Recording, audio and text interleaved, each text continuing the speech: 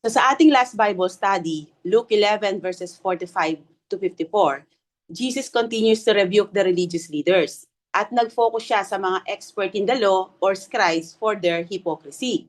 Tatlo ang dahilan na ibinigay niyang ginagawa nila na hindi nakakalugod sa Diyos. Una, they turn God's law into a heavy burden. Kaya naman hirap na hirap ang mga tao na masunod ang mga ito. Pangalawa, they honor the prophets of old, pero in reality, they rejected their message. At pangatlo, they block others from coming to God, making them accountable for greater judgment. At instead na magrepent sila, they responded with hostility, revealing their hardened hearts.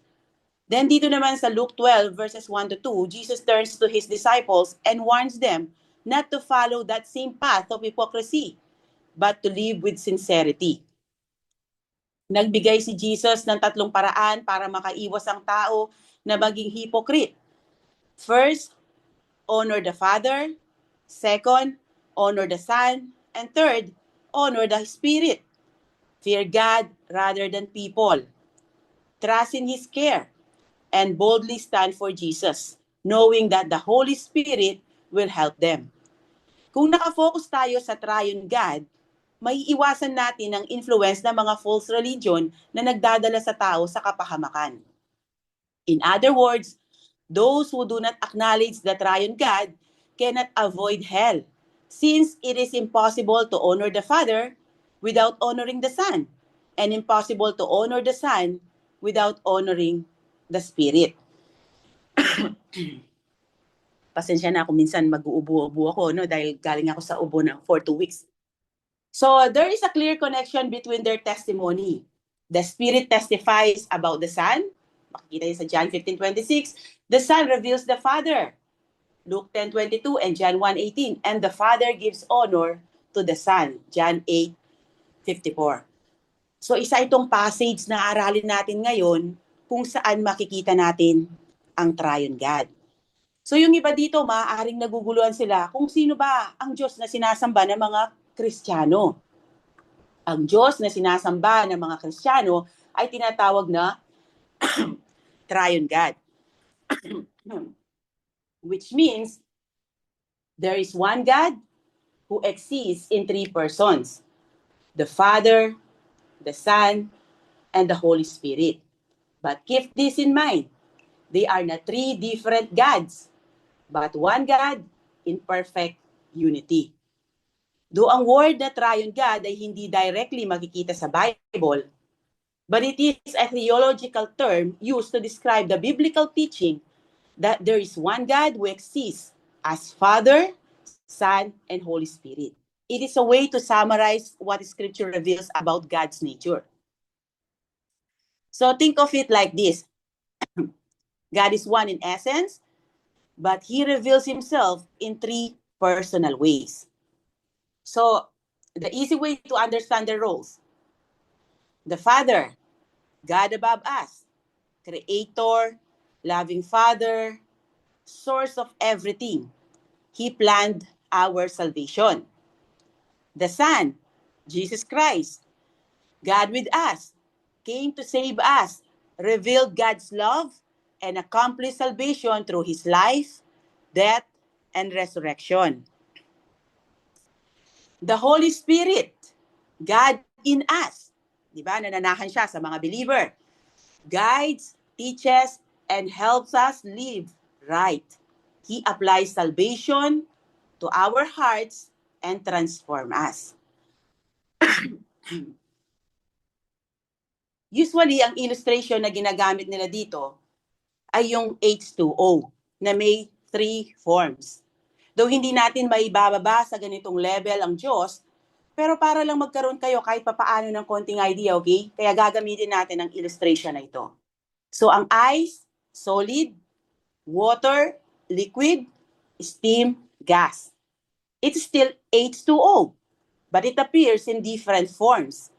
In the same way, God is one, but He reveals Himself as the Father, the Son, and the Holy Spirit. One God, 3 persons, working together in perfect unity for our salvation and life. Kaya nga walang salvation kung hindi ina-acknowledge ang isa sa kanila. Like yung mga taong hindi tanggap si Jesus Christ or hindi kinikilala ang Holy Spirit at si God the Father lang ang tanggap nila.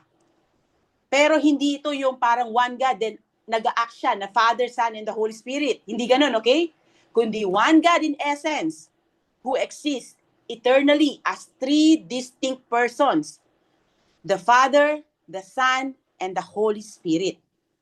So don't worry if you cannot fully understand the Triune God, because no one can fully understand the Triune God, for He is infinite while we are finite.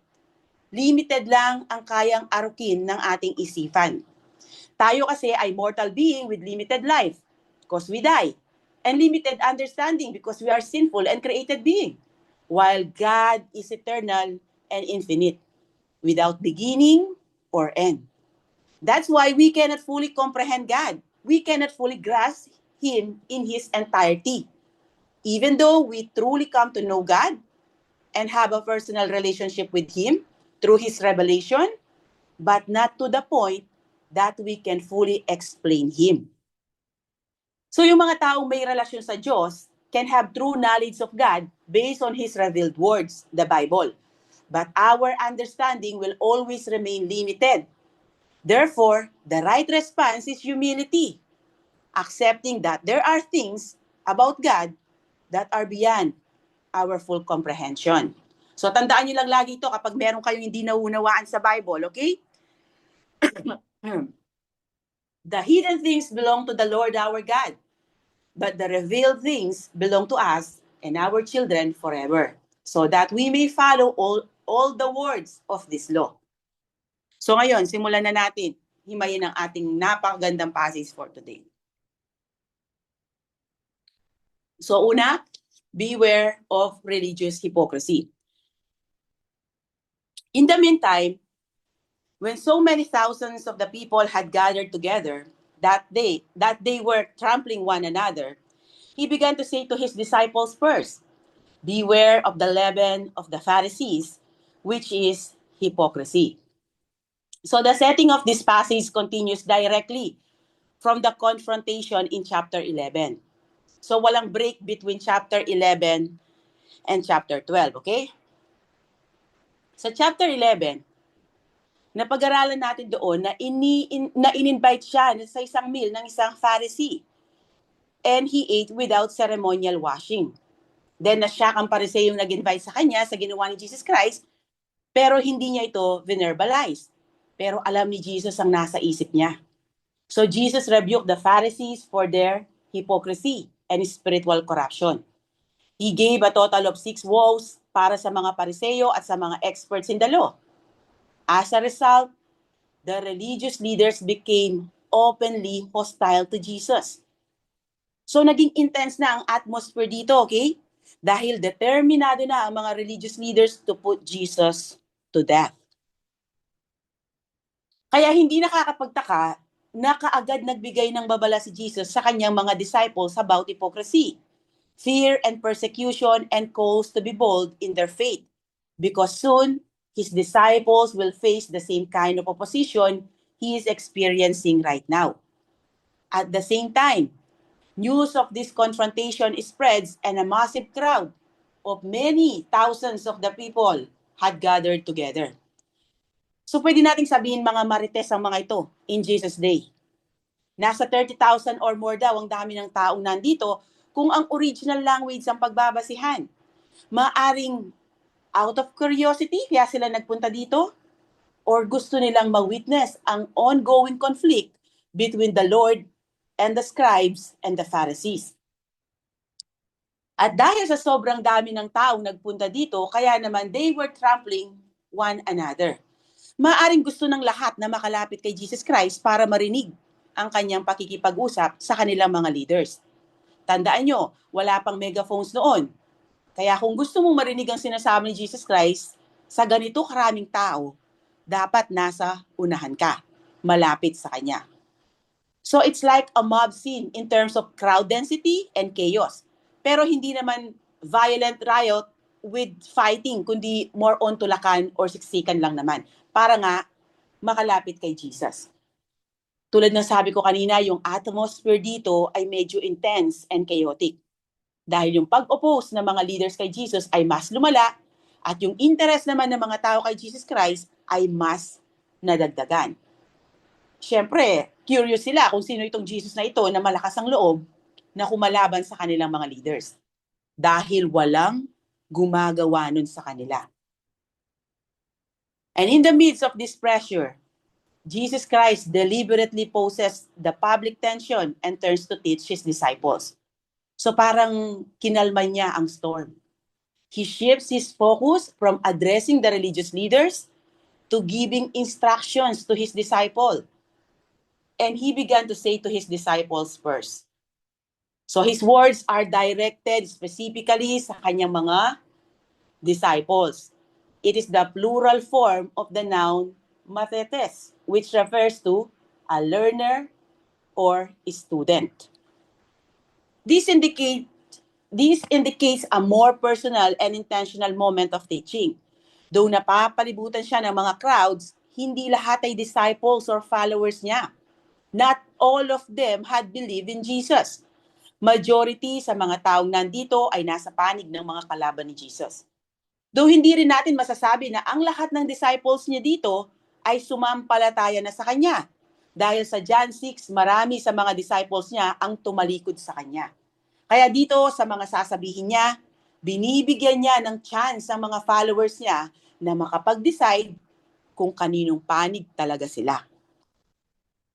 Ang warning at command ni Jesus sa kanyang mga alagad, beware of the leaven of the Pharisees.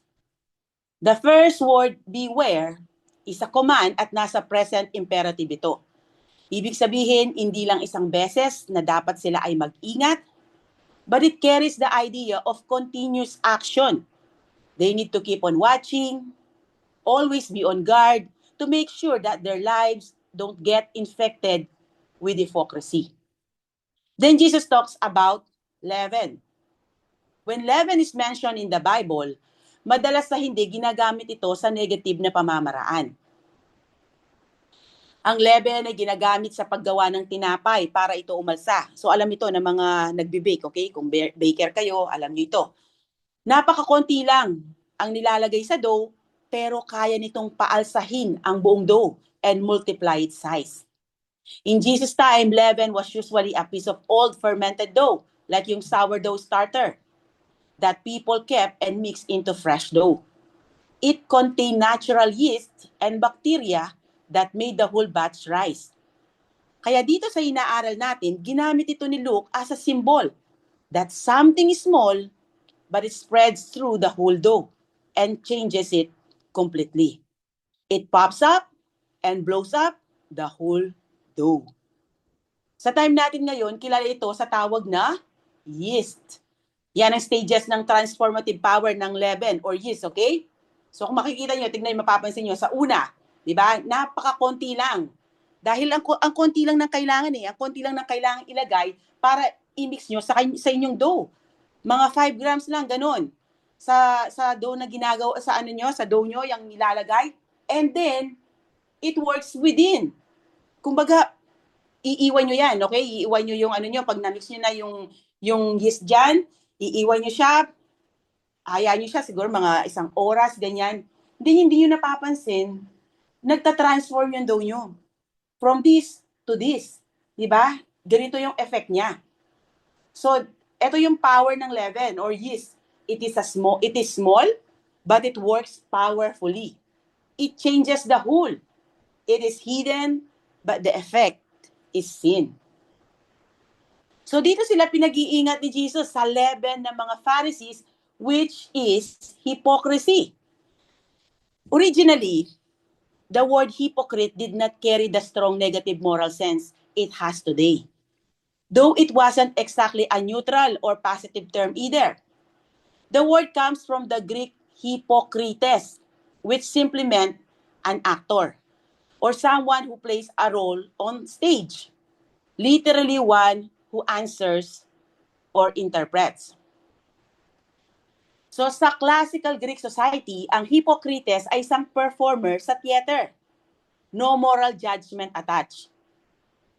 Ang mga hypocrites sa ancient Greek theater ay nagsusuot ng malalaking maskara base sa character na pinoportray nila. Sa time natin ngayon, actors and actresses na ang tawag natin sa kanila at hindi na hypocrites. By the time of the New Testament, the meaning had already shifted. It started to be used metaphorically, meaning someone who pretends to be something they are not, especially in a moral or religious sense. So dito nagsimula na magkaroon ito ng negative connotation, lalo na sa mga turo ni Jesus Christ. Dahil lagi niyang kino-call out ang mga religious leaders ng Israel sa kanilang pagiging hypocrite because they acted righteous outwardly but not inwardly. So para silang mga theater actors na nakamaskara. Sa time natin ngayon, the word hypocrite is fully negative. Someone who says they believe one thing but behaves differently. Someone who fakes virtue or morality. At napaka-dangerous nito. Dahil ang mga gumagawa nito, pinapaniwala nila ang kanilang sarili na okay sila morally and spiritually.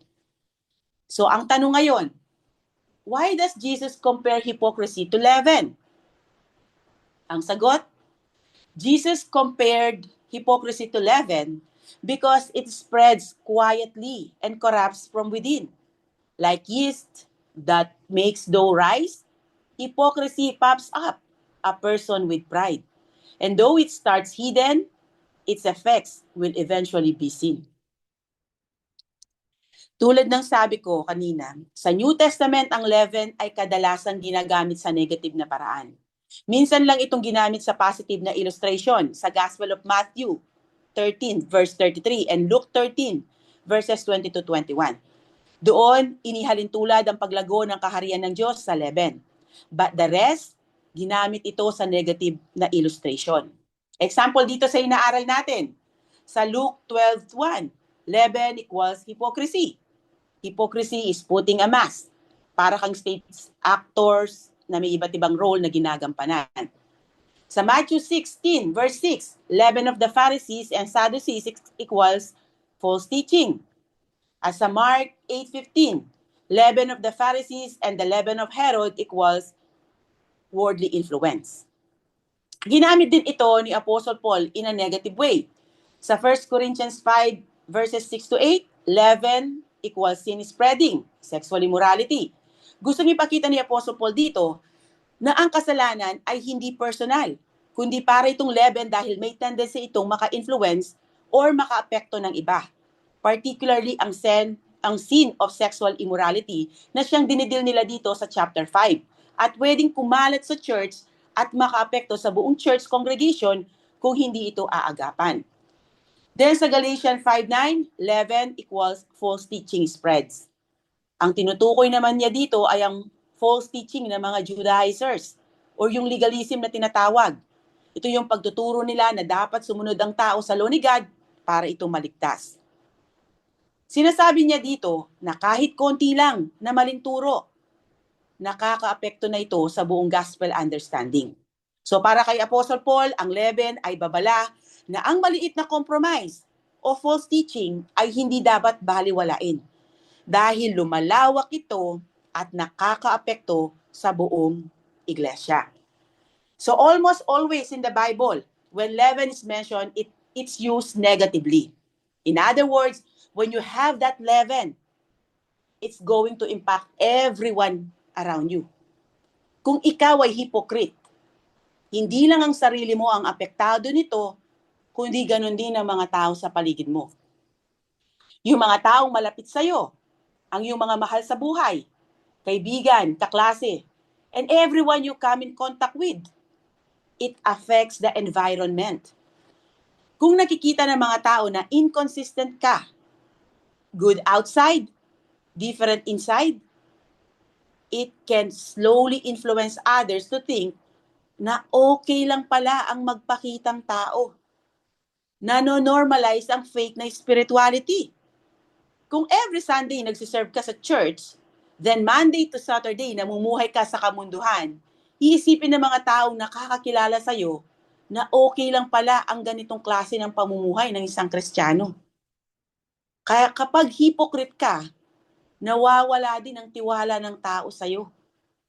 Kapag nakita nila na hindi tugma ang iyong mga sinasabi sa iyong mga ginagawa, nawawala ang credibility mo at nasisira ang tiwala nila sa'yo. Tandaan nyo, mahirap paniwalaan ng message kung hindi ito nakikita sa ating buhay. At ang nakakalungkot, ikaw ay nagiging bad example sa iba. Instead of leading people closer to God, you mislead them through your double life. And worse, it can cause others to stumble. May mga taong nadi-discourage or even turn away from God dahil sa pagiging hypocrites ng ibang tao sa church. Sinasabi nila, bakit pa ako sasama sa kanila? Kung mas masama pang ginagawa nila sa akin. Kaya tandaan nyo kids, hypocrisy is never private. It always influences others. Parang ang mga Pharisees, they often did religious acts to be noticed. Whether giving, fasting, or showing devotion. So people would admire them. Pero alam ng Diyos, lahat ng ito ay pakitang tao lang. At dahil sa kanilang influence sa mga tao, kaya lalong napalayo ang mga tao sa Diyos sa Kanya. That's why hypocrisy is dangerous. It feeds ego and makes people think they are more spiritual than they really are. So Jesus wants his disciples to protect themselves from the influence of the Pharisees. For bad company corrupts good morals. 1 Corinthians 15:33. So then, verses 2 to 7 naman ay warning sa mga hypocrites. And at the same time, reason naman ito para sa mga alagad niya why they should honor the Father because He will uncover what is hidden. Sabi niya dito sa 2 to 3, nothing is covered up that will not be revealed, or hidden that will not be known. Therefore, whatever you have said in the dark shall be heard in the light, and what you have whispered in private rooms shall be proclaimed on the housetops. Ang point ni Jesus dito, maaaring sa ngayon nakakapagbalat kayo ka. Iniisip mo ang galing mong magpanggap. But remember this, no one, as in no one, ultimately gets away with hypocrisy. Hypocrisy may fool people now, but God will expose everything eventually. For nothing is covered up that will not be revealed, or hidden that will not be known. It echoes the closing verse of Ecclesiastes 12, where the author gave a chilling warning to his readers. Gavin, can you please read this? Read.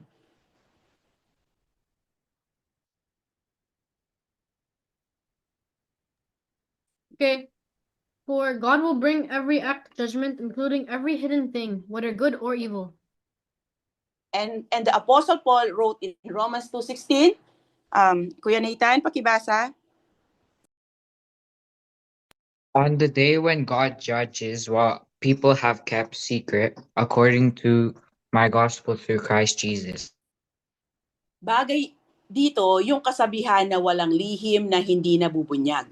Some will be exposed in this life, but all will be exposed in the future. Kuya Ian, pakibasa. Remember, the sins of some people are obvious, leading them to certain judgment. But there are others whose sins will not be revealed until later. Nakita nyo? Walang makakaligtas. Dahil kung hindi man nalalantad ngayon ang kasalanan na itinatago natin, malalantad naman yan sa Judgment Day. Sa time na ang lahat ng tao ay haharap sa Panginoon. Kuya Denver, pakibasa.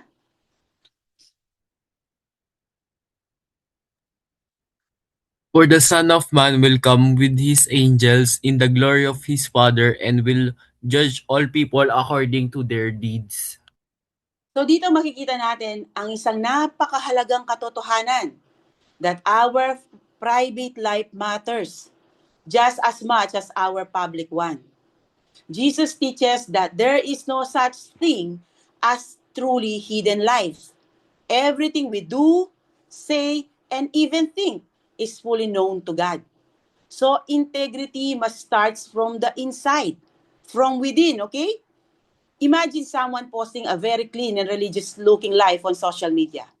Bible verses, worship posts, encouraging words, and even leading a Bible study or even stand in the pulpit to preach.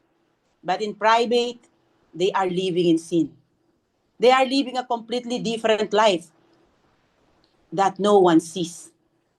But this hidden life is not really hidden from God, because whatever you have said in the dark shall be heard in the light, and what you have whispered in private rooms shall be proclaimed on the housetops.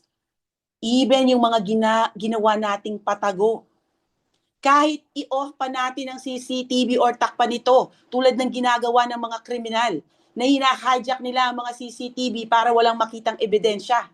Pero lahat ng ginagawa nila ay nakikita ng Diyos. Naka-record lahat yan sa langit. Even yung mga pangit na salitang binigkas lang natin in private, at yung mga thoughts na hindi nakakalugod sa Diyos, eventually, they will be revealed. As the oldest book in the Bible says, there is no darkness, no deep darkness where evildoers can hide. Ganon din ang sabi ni Prophet Jeremiah sa Jeremiah 23:24. Can a person hide in secret places where I cannot see? Where I cannot see him? The Lord's declaration. Do I not feel the heavens and the earth? The Lord's declaration. At ang sabi ng writer ng Hebrews sa Hebrews 4:13, no creature is hidden from Him, but all things are naked. Naked, okay? Through and through. Kilala tayo, ibig sabihin. And exposed to the eyes of Him to whom we must give an account. So kids, this reminds us that God is not only concerned with our public image, but with our private reality. So ang challenge dito is not to live for appearances, but to live with integrity. Dahil tandaan nyo, sa harapan ng Diyos, there's no offline life. Kaya wag tayong mamuhay ng double life or yung tinatawag na doble kara. Ang sabi nga ng isang American theologian and educator na si Louis Sperry Chafer, it may be a secret sin on earth, but it is open scandal in heaven. God sees even when you think no one is watching. And one day, the mask will come off. At lahat ng tao makikita kung sino talaga tayo. Kung sino tayo kapag walang nakakakita. So, ano ngayon ang practical na application na maaari nating makuha mula sa verse na inaaral natin at paano natin ito may sasabuhay?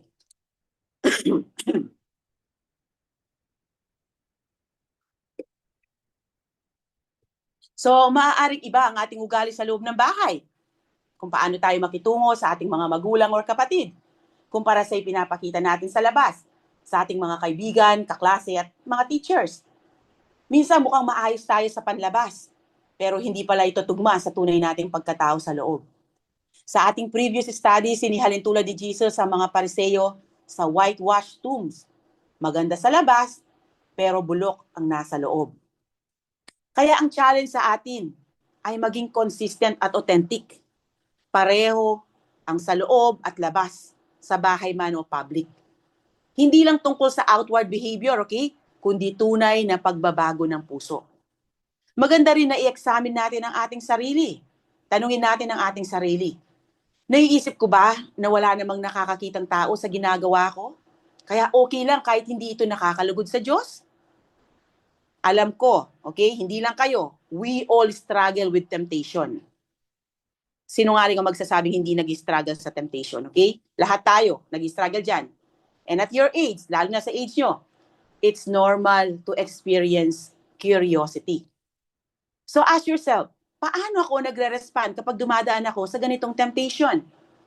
Katulad ba ni Joseph na nilalayuan ito? O katulad ako ni David na in-expose ang sarili sa temptation? Minsan, kahit sa isip lang, nagkakasala tayo. Kaya tanungin nyo ang sarili nyo, paano ko ina-address ang mga sinful thoughts ko? Pinapabayaan ko ba na matangay ako ng mga ito? O inilalapit ko sila sa Diyos? Tandaan nyo, maitago man natin mabuti ang bulok na bahagi ng ating pagkatao sa harapan ng ibang tao, Pero hindi ito may tatago sa Diyos. Nothing is concealed from Him, kahit ang ating mga iniisip. At totoo, tulad ng sabi ko kanina, we all struggle. Kahit sa ating mga thoughts, di ba?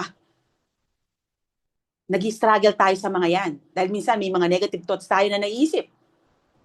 Maaaring hindi tayo palaging nagkakasala sa gawa, pero lahat tayo ay nagkakasala internally sa thoughts, motives, at desires.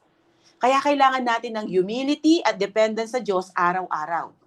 We need to keep a short account with Him and pray, Lord, please help me. Please forgive me. Please cleanse me. Hindi tayo umaasa sa ating sariling righteousness, kundi sa Kanyang grace. Dahil hindi natin may tatago ang laman ng ating puso sa Diyos. Kaya ang tunay na buhay kay Kristo ay araw-araw na repentance at dependence sa Kanya. Ngayon, dito na tayo sa fear God. So kung nagbigay siya ng warning na mag-ingat sa level ng mga Pharisees, which is hypocrisy, syempre magbibigay siya ng way paano magagawa ito. So una, if you want to remain hypocrisy-free, fear God and not man. Honor God and not man. Why? Because the reality, God will punish hypocrites in hell.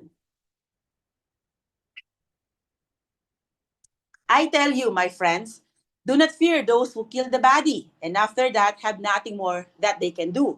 But I will warn you whom to fear. Fear him who, after he has killed, has authority to cast into hell. Yes, I tell you, fear him. Are not 5 sparrows sold for 2 pennies? And not one of them is forgotten before God. Why, even the hairs of your head are all numbered. Fear not. You are more value than many sparrows. 5 times from verses 4 to 7, mababasa ang word na fear. Ang gusto ni parating ni Jesus dito is that hypocrisy comes from the fear of men, and it's a dangerous thing. Hypocrites are preoccupied with what people think. Kung anong iisipin sa kanila, ay baka ganito, ganyan, etc. But it is foolish to fear those who kill the body, and after that have nothing more that they can do.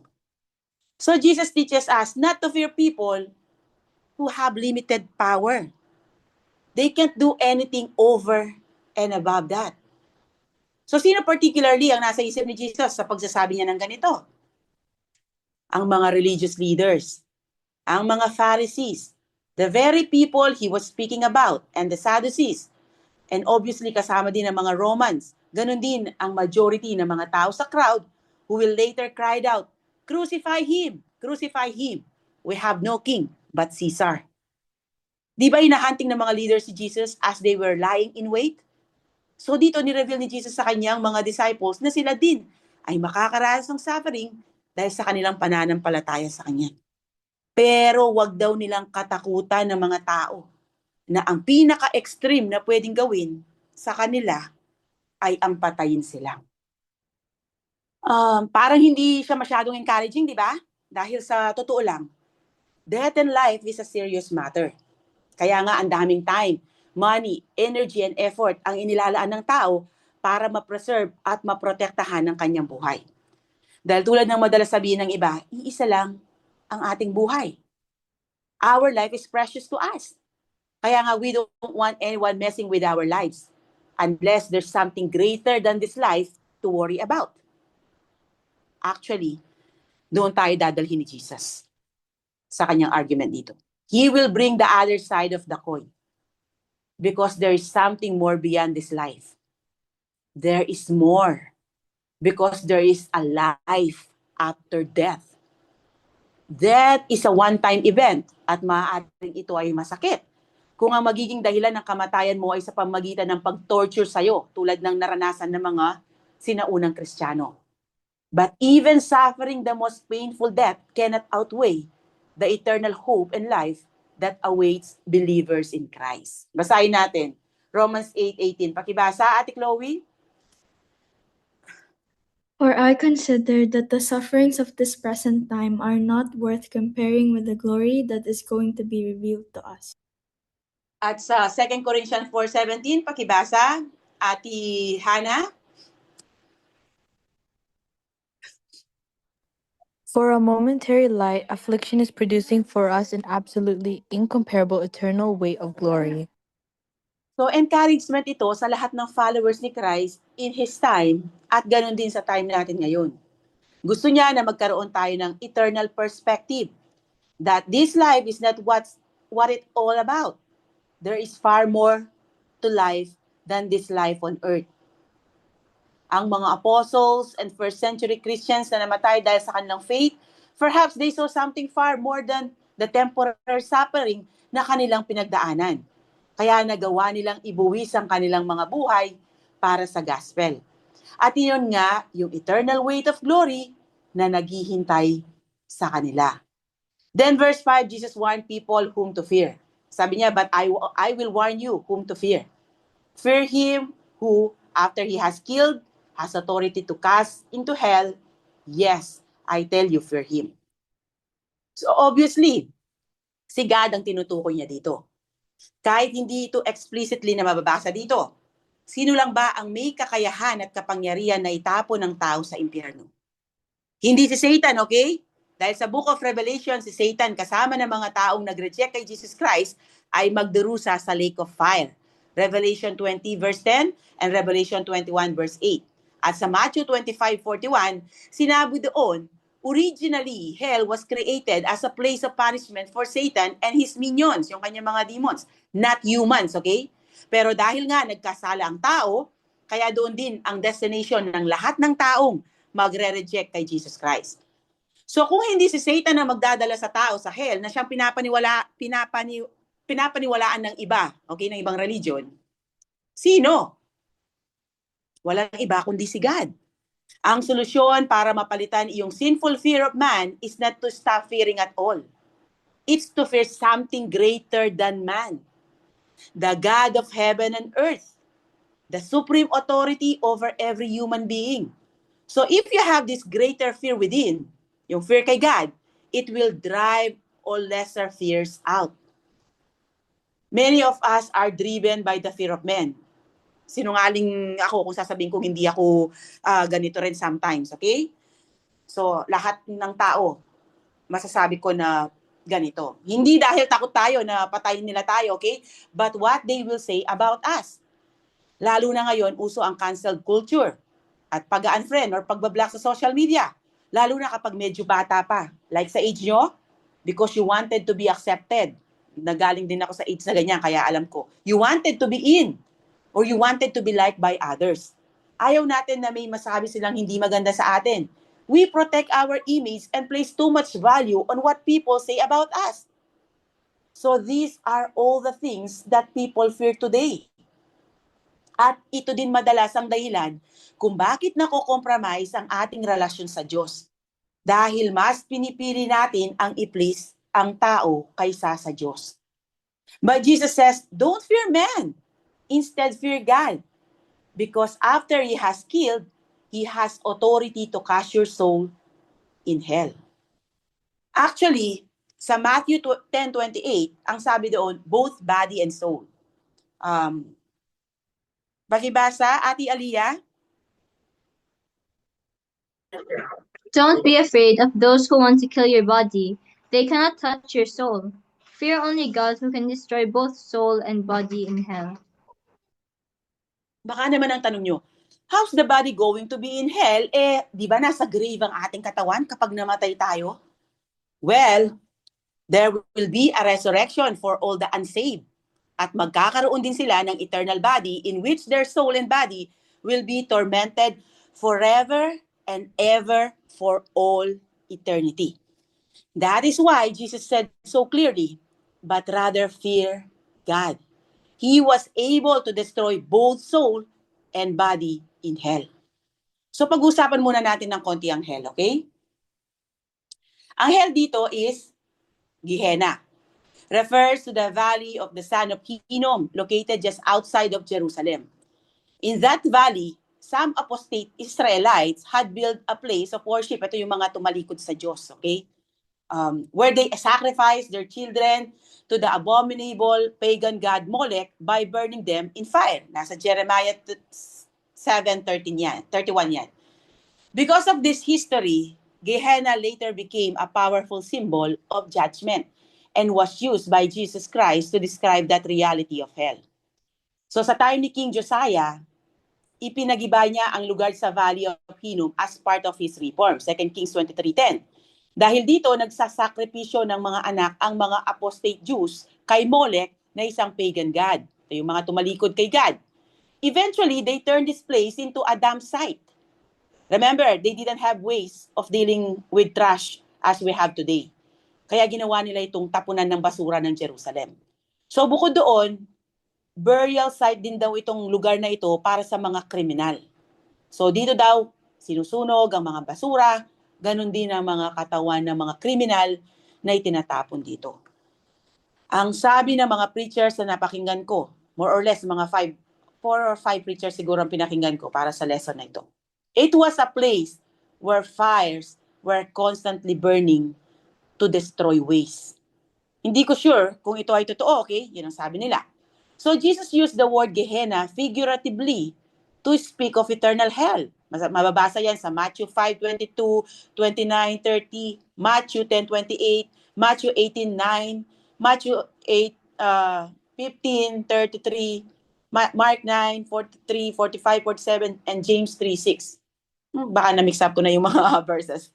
Sorry kung na-mix up ko sila. Pero yon, nandun yung mga ano na yan. Okay, kung gusto nyong basahin yung mga account na si Jesus mismo ang nagsasabi about hell, okay? So ito ang message na ayaw marinig ng mga tao ngayon. Dahil ayaw nilang layuan ng masama nilang pamumuhay. At itong message na ito ay kinakatakutan namang i-preach ng ibang pastor. Dahil takot silang mawalan ng tao sa kanilang mga simbahan. Dahil ang gusto lang marinig ng karamihang tao ay patungkol sa love ni God. People want to speak about His grace, mercy, goodness, and kindness. At totoo naman, those things are all real. At part lahat yun sa attributes ni God. 1 John 4:8 says, God is love.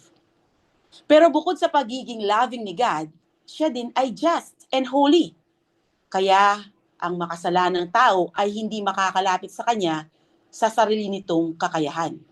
Kailangan natin ng Savior para linisin ang ating mga kasalanan at magdala sa atin sa Diyos. At si Jesus Christ iyon. John 14:6 says, I am the way. Si Jesus Christ ang nagsasalta dito, okay? The truth and the life. No one comes to the Father except through me. So walang makakapasok sa karyan ng Diyos kung hindi sa pamagitan lang ni Jesus Christ. Kaya naman Jesus spoke about hell more than anyone else. Sa New Testament, 12 times nabanggit ang word na Gehenna or hell. And 11 out of the 12 times, si Jesus ang nagsabi nito. And He spoke of it as a literal place. Literal na lugar ito, okay? Hindi yung imagination lang, tulad ng kiniklaim ng ibang preacher. Hindi yun biblical, hindi yun tama. Ang sabi sa Mark 9:48, ang apoy daw sa hell ay hindi namamatay. Sabi niya, where their worm does not die and the fire is not quenched. Hindi ko alam kung naranasan nyo na ang mapaso.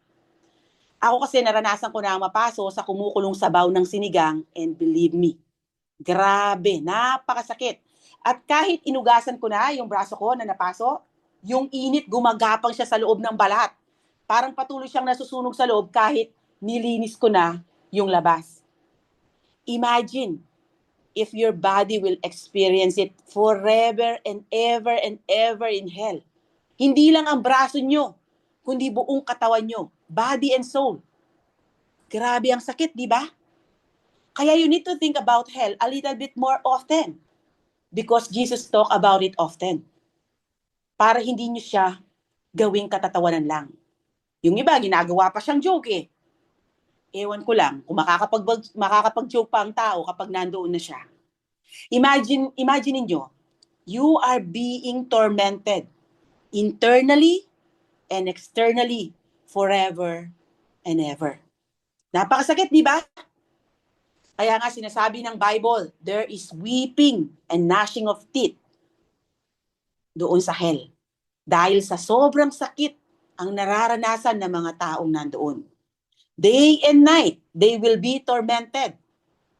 Remember the story with the rich man and Lazarus in Luke chapter 16? Ang sabi dito, then he cried and said, ito yung rich man, okay?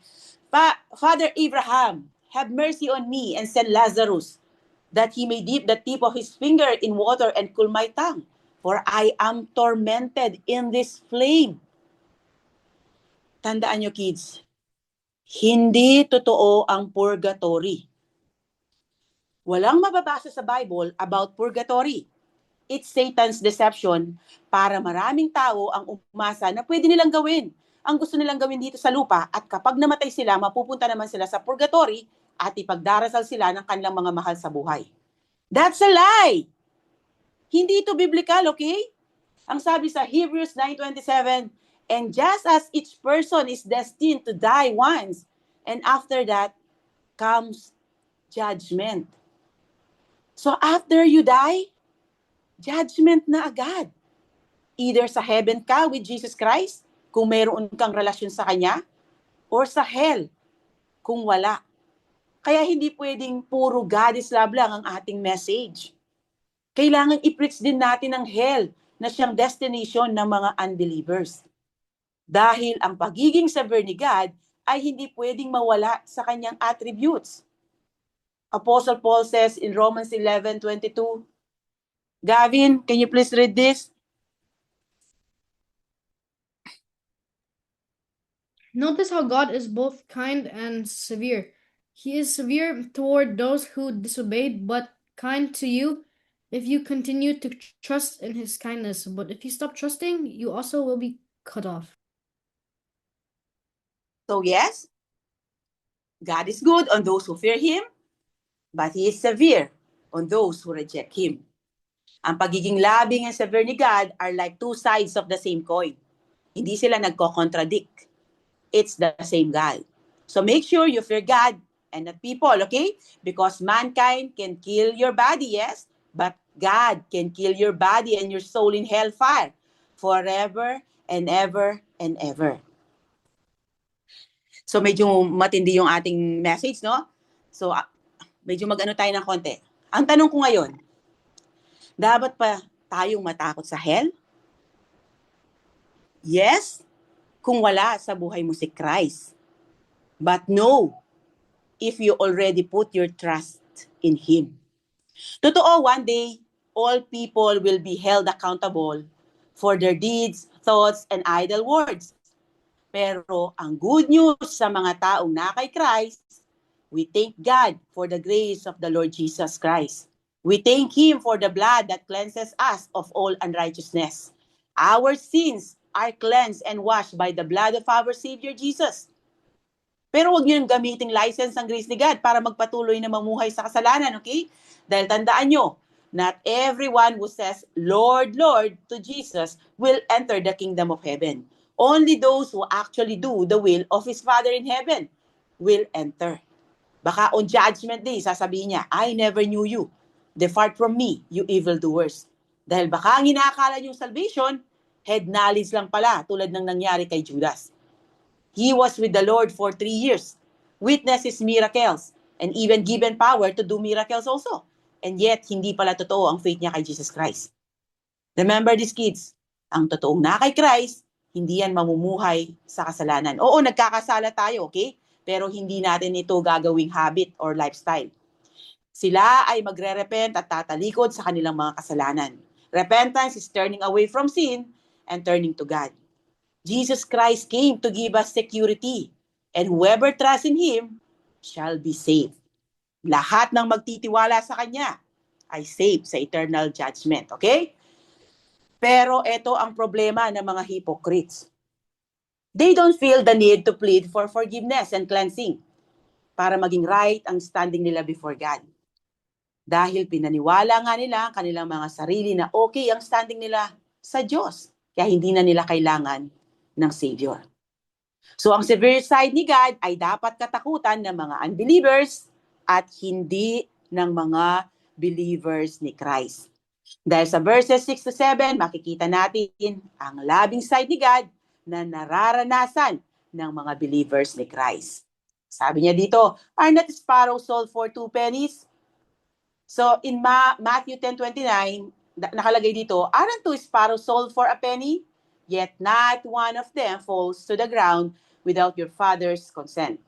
So ibig sabihin, 2 sparrows cost you a penny. Pero kung bibili ka ng 2 sets, may plus 1 ka. Kaya sa account ni Luke, 5 sparrows for 2 pennies. Ang mga sparrows ay napakaliit na ibon na halos walang value. Sa Kapampangan, ang tawag yata namin dyan ay denas. Ibong pipit. Dahil napakamura ng mga ito, kaya wala sila halos value. Pagkain ito ng mga mahihirap sa time ni Jesus Christ. So nobody thought much about the sparrows. They only would cost about 1/16 of a day's pay for an average worker. Nilagay ko lang yung, by the way, nilagay ko lang yung dot dito para makita yung comparison kung gaano kaliit yung mga sparrow, okay? So, kung tutusin, wala silang value, but yet, despite their insignificance, ang sabi ni Jesus Christ, not one of them is forgotten before God. God knows every sparrow in the world. So, ang point ni Jesus dito, if He cares for the sparrows that do not have a soul, that do not have a spirit, how much more would He care for you and me? Hindi nga niya ipinagkait ang sarili niyang anak para sa kapatawaran ng ating mga kasalanan, di ba? Ganoon tayo kahalaga sa Diyos. Kung inaalagaan niya ang lahat ng sparrow sa mundo, lalo na tayo. Kaya ang sabi ni Jesus Christ, even the hairs of your head are all numbered. Fear not, you are of more value than many sparrows. Ang sabi ni Jesus, God knows you. He knows how many hairs you have on your head. Na tayo mismo, hindi natin alam, hindi natin bilang ang ating mga buhok, di ba?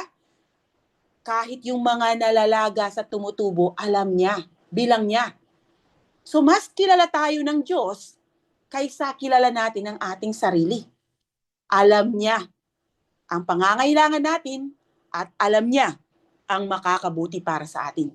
He cares for us 24/7. So this is the source of great comfort to His children who have nothing to fear since they are more valuable than many sparrows. Kung ang mga sparrow na walang halos value ay iniingatan ng Diyos kaya hindi basta-basta nahuhulog sa lupa, kung hindi niya ipapahintulot ito, di lalo na sa ating mga anak niya, walang magagawa sa atin ng tao. Tandaan niyo yan, okay? Kung hindi ito iaalaw ni God. Basahin niyo ang kwento ni Job para makita niyo. Ang nangyari kay Job ay ipinahintulot ng Panginoon, okay? Pero hindi ito basta nangyari na hindi inalaw ng Panginoon. Humingi muna ng permission si Satan sa kanya bago niya tinest si Job. Kaya maganda rin yung kwento ni Job na yon. So don't fear men. Sabi nga sa Proverbs 29:25, fearing people is a dangerous trap, but trusting the Lord means safety. While this truth comforts believers, but it should alarm hypocrites, since their fake righteousness cannot stand before God, whose is their real condition. God knows if you are trying to fake it to your family or to your friends to please them, but truly you are living a rebellious life on your own. This should bring terror to the unbeliever for how much of their secret rebellious sins is known by God. So ngayon, from honoring the Father, dadako naman tayo sa honoring the Son. Acknowledging Christ. Kasama na rin dito yung sa Holy Spirit, okay? And I tell you, everyone who acknowledges me before men, the Son of Man, yan yung title niya, also will acknowledge before the angels of God. But the one who denies me before men will be denied before the angels of God. So ang isa pang way para maging hypocrisy-free is to confess and honor Jesus publicly. Don't just honor and respect and fear and worship the Father, but also honor and respect the Son. Because verses 8 and 9 shows us that Jesus Christ is the way to eternal life. Kung nireject natin siya, or hindi tayo willing to stand for Him before others, it means we are choosing sin and the approval of people over God. And if we reject Him in this life, He will also reject us at Judgment Day. So to reject the Son is to reject salvation itself. Di ba Jesus identify with us? He humbled Himself to be made like you and me. He lowered Himself in order that He could be made like us. So one day, we could be like Him if you acknowledge Him publicly. So kids, if you do not recognize and confess your sin and turn from it and turn towards Christ in saving faith, you will not be saved. You will spend eternity in hellfire from a just God because of your sins. But the Bible also says, pakibasa, Kuya Nathan? If you confess with your mouth Jesus is Lord and believe in your heart that God raised him from the dead, you will be saved. One believes with the heart, resulting in righteousness, and one confesses with the mouth, resulting in salvation. For the scripture says, everyone who believes on him will not be put to shame, for everyone who calls him the name of the Lord will be saved.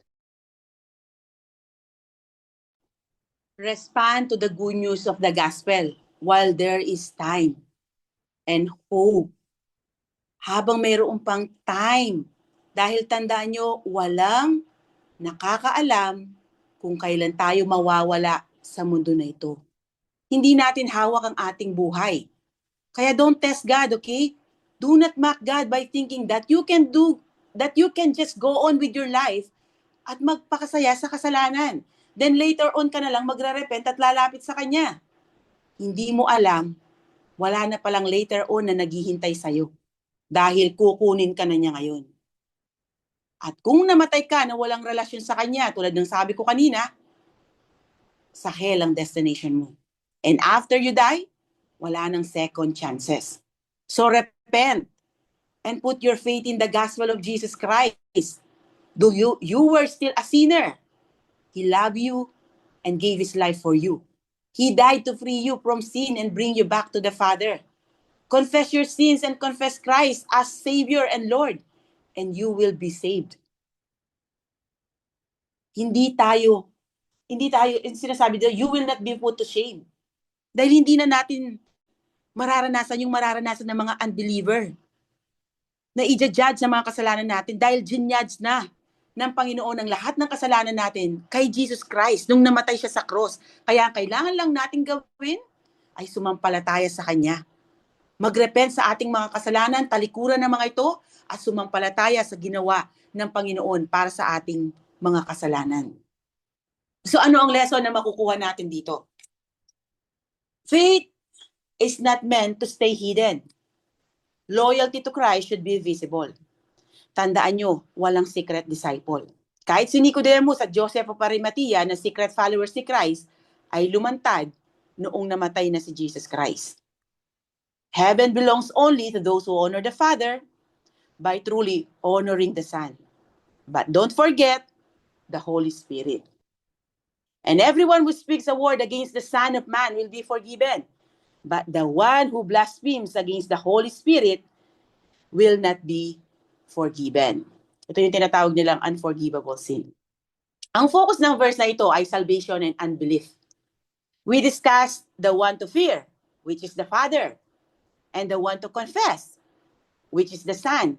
Now the Lord Jesus Christ introduced the one to hear, yung dapat nating sundin, okay, pakinggan, which is the Holy Spirit. Just as Christ perfectly revealed the Father, so also thus the Holy Spirit perfectly revealed Christ, both in Scripture and the work of regeneration, yung pagbo-born again niya. Siya ang gumagawa niyan sa atin, okay? Perhaps the Holy Spirit is often the most neglected person of the Trinity today. Dito sa inaaral natin, makita natin na equal ang authority niya kay God the Father and God the Son. Ang sabi ni Jesus, everyone who speaks a word against the Son of Man will be forgiven. Son of Man, title yan ni Jesus Christ nung nagkatawang tao siya, okay? Kung ang bawat salita laban kay Jesus Christ ay unforgivable, then wala nang maliligtas dahil sa pagiging spiritually blind at ignorante ng mga tao. Lahat tayo ay nagkasala dyan, okay? Dahil nung hindi pa ako mananampalataya, ang tingin ko kay Jesus Christ ay maliit lang na Diyos. So kasalanan din yun. Dahil inano ko siya parang binaba ko yung kanyang di ba? Ang iniisip ko, maliit lang siya na Diyos. And then si God the Father, ang parang pinaka may mataas na authority. Hindi pala ganoon. So, kasalanan din yun. At hiningi ko ng tawad sa Panginoon yun. So, kung ang bawat salita laban kay Jesus, tulad na sabi ko kanina, ay papatawan ay magiging unforgivable, di ba? Di lahat tayo sa hell on destination. Di ba nga si Apostle Peter, he denied Jesus 3 times. But he was forgiven because it was a moment of fear, not a final rejection. So, ang sinasabi ni Jesus dito, people can misunderstand or even speak against him and still be forgiven. But the one who blasphemes against the Holy Spirit will not be forgiven. Bakit unforgivable ang blasphemy against the Holy Spirit? Dahil sa role na ginagampanan nito sa ating salvation. The Holy Spirit is the agent that leads a person to repentance. The Holy Spirit convicts people of sin, point them to Jesus Christ, and lead them to repentance. When someone continually rejects the Spirit's word, rejects truth, rejects conviction, rejects Christ, their hearts becomes hardened. At that point, it's not that forgiveness is unavailable, kundi yung tao mismo ay hindi willing to come to God for forgiveness. So blasphemy against the Holy Spirit is unforgivable, not because God is unwilling to forgive, but because the person has become so hardened in unbelief that he refused to repent and believe. The unforgivable sin is not one mistake. It is a hardened heart that refuses to repent. Paulit-ulit niyang nire-reject yung grace ni God, yung conviction ng Holy Spirit sa kanya. Parang yung mga religious leaders, after nilang makita ang countless miracles na ginawa ni Jesus Christ sa pamamagitan ng Holy Spirit, anong sabi nila sa chapter 11? Nagawa daw niya iyon sa pamamagitan ni Satan or Beelzebul. The Pharisees rejected the clear, miraculous testimony of the Spirit of God through the Son of God. At hindi lang nila once ginawa ito, kundi pa ulit-ulit nilang nireject si Jesus sa kabila ng mga signs na ipinakita niya na siya nga ang hinihintay nilang Messiah, ang Savior ng mundo.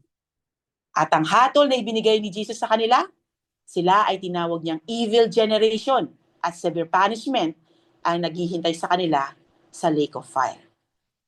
So tandaan nyo, no one comes to the Father except through the Son. And no one comes to the Son except through the Holy Spirit. Then Jesus concluded this section with a promise for those who honor the Spirit by believing His testimony to the Son. Sabi niya, and when they bring you before the synagogues and the rulers and the authorities, do not be anxious about how you should defend yourself or what you should say, for the Holy Spirit will teach you in that very hour what you ought to say. Ina-assure niya ang kanyang tunay na followers dito na hindi sila dapat mag-worry sa trials na kakaharapin nila dahil kasama nila ang Holy Spirit na nag-iingat sa kanila. Ang sabi niya, even they bring you before the synagogues, the synagogue courts yan, okay? And the rulers and the authorities, sa Jews man yan or Gentiles, dahil sa kanilang pananampalataya sa Kanya, wala silang dapat ikabahala. Dahil ang sabi niya, do not be anxious about how you should defend yourself or what you should say, for the Holy Spirit will teach you in that very hour what you ought to say. Hindi lang comforter ang role ng Holy Spirit sa buhay ng mga mananampalataya, kundi teacher din siya sa atin. Siya ang nagtuturo at nagga-guide sa ating mga follower ni Christ. So ganun din ang ginawa niya sa mga unang Kristiyano. Siya ang nagturo at nag-guide sa kanila kung ano ang sasabihin nila kapag humarap na sila sa kanilang mga leaders at sa mga authorities para i-depend ang kanilang pananampalataya. At nangyari nga yan, makikita natin yan, ginawa yan ni Apostle Peter at ni Apostle John sa Book of Acts. Then, kaharap niya dito yung mga ruler, okay, yung mga elders nila, mga leaders nila, okay, ng Israel. Then Peter was filled with the Holy Spirit and said to them, rulers of the people and elders. Hindi ko na lang nilagay dito dahil mahaba, pero pwede yung basahin yung susunod niyan, pinaliwanag niya kung paano gumaling yung yung lalaking beggar na hindi makalakad. And then yun nga, pinaliwanag niya na dahil sa Panginoong Yesus. And senior niya doon yung gospel. So after nilang marinig ang bold na pagpapahayag ni na Peter patungkol kay Jesus, na-amaze sa mga rulers at elders ng Israel. And then yung kasunod niya sa verses 13 to 14, when they observed the boldness of Peter and John and realized that they were uneducated and untrained men, di sila nag-aral sa rabbinic school, they were amazed and recognized that they had been with Jesus. And since they saw the man who had been healed standing with them, they had nothing to say in opposition. So kanino galing yung boldness ni Peter and John? Di ba? Tayo kay Peter? Si Peter, di ba? Nakita natin, takot na takot siyang i-confess si Jesus sa isang slave girl. 3 times niyang dinenay si Jesus Christ. Pero dito, sa harapan ng kanilang mga leaders, ang lakas ng loob niya. So kaninong galing yun? Sa Holy Spirit. Verse 8 stated that he was filled with the Holy Spirit. Ang Holy Spirit ang nagbigay sa kanila ni John ng lakas ng loob na magpahayag patungkol kay Jesus Christ sa harapan ng kanilang mga rulers and elders. And take note, Peter and John were uneducated and untrained men. Kaya na-amaze ang kanilang mga leaders na ipinakita nilang galing at boldness sa pangangaral ng salita ng Diyos. And even today, okay, ganyan ba din ang role ng Holy Spirit sa buhay ng mga believers? At kung hindi tayo matatakot sa tao, magagamit tayo ni God to give honor to Him.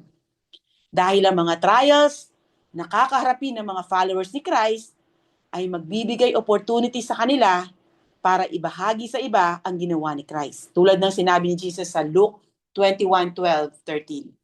Pakibasa, Ate Chloe. But before all these things, they will lay their hands on you and persecute you. They will hand you over to the synagogues and prisons, and you will be brought before kings and governors because of my name. This will give you an opportunity to bear witness. So kung magiging faithful tayo sa Diyos, even in trials, makakapag-witness tayo sa iba patungkol sa gospel ni Jesus Christ. So ano ang takeaway natin ngayon dito? Hypocrisy fades when our lives are focused on the triune God, not on the approval of people. Therefore, honor the Father, honor the Son, and honor the Holy Spirit. Kung mapapansin nyo, much of our problems in the family, in the church, in our nation, and in the whole world is that people do not fear God. Kung ino-honor mo si God sa buhay mo, magiging conscious ka na ang buhay mo ay nakikita niya. Na hindi lang tao ang audience mo, kaya mamumuhay ka ngayon ng may sincerity. At kung ino-honor mo din si Jesus Christ, magiging consistent ka sa pagsunod sa mga turo niya. Hindi lang siya Savior in words, kundi Lord din siya in actions. Dahil ang tunay na pananampalataya ay hindi performance, kundi tunay na pagsunod, meron or wala mang nakakakita sa atin. At kung ino-honor din natin ang Holy Spirit sa buhay natin, matututo tayong makinig at magpakorek sa conviction niya. Siya ang gumagabay at nagre-remind kapag tayo ay nagkakamali or nagkakasala or mali na ang ating motives. Lalo na kapag nagiging for show na lang ang ginagawa natin. Kaya napakahalaga na may relasyon tayo sa triune God. Kung gusto nating makaiwas sa influence ng mga false religion at maging hypocrite. So hanggang dito na lang ang ating lesson for today. Nawa marami kayong natutunan sa napakagandang passage natin. So God bless everyone. To God be all the glory.